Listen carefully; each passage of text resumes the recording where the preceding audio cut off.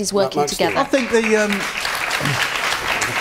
there must be a lot of people that, if they were watching this, who are going to be hit by some of the announcements this week, who will wonder what on earth this conversation is about. Just one example.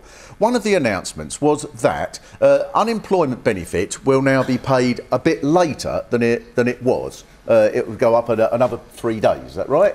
Now, that it was presented as if this means, oh, now it'll be 3 days after you become unemployed before you receive the money, although it's already 3 weeks, so it'll be 3 days beyond that. So that's 3.5 weeks now from becoming unemployed before you receive anything. That might not be much to the people on the panel. To the people suffering, that is absolutely disastrous, and the only people who are going to win out of that will be the payday loans people, the Wonga people. They're the only people to suffer.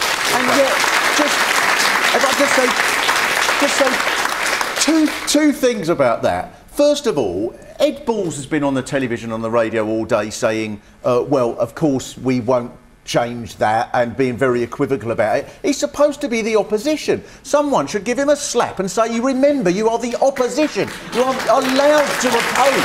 You are allowed to do that.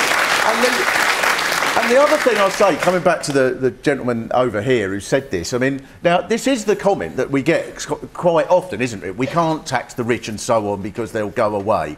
We're talking about people, for example, and that's why the culture of this is so important. Philip Green, for example, who paid himself £1.2 billion in one paycheck and paid it through an account in his wife's name in Monaco, which meant that he saved £300 million in tax in one go. Why aren't the government having a go at him about that? And of course, the answer comes back. All right, Mark. And the answer comes back every time, well, we can't do that because we have to be prepared to pay the global market rate for greedy bastards. That is complete nonsense. One of the other measures which the Chancellor has announced this week is absolutely more steps to tackle the problem of people who aren't paying the taxes that are due, and we're expecting to collect more taxes because we're being far more energetic at collecting.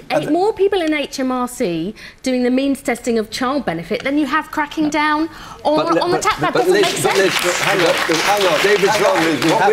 What we're doing, which you never did, is go after all the tax avoiders and people. Why has HMRC never taken a single internet company to court? They've never taken a single internet company. That's not the culture of this government. We've got one at a time. All the time. I can tell you, it's my fault. One at a time. Listen, if you all speak at once, nobody can hear either of you, or any of you. No, just you there, Mark. I think that's what's so sad about it, Simon. It may well be your culture, and I believe you probably go home every night and think, what on earth am I doing? I want to go to the man up there in the second row from the back. Silence panel for a moment, please. Yes.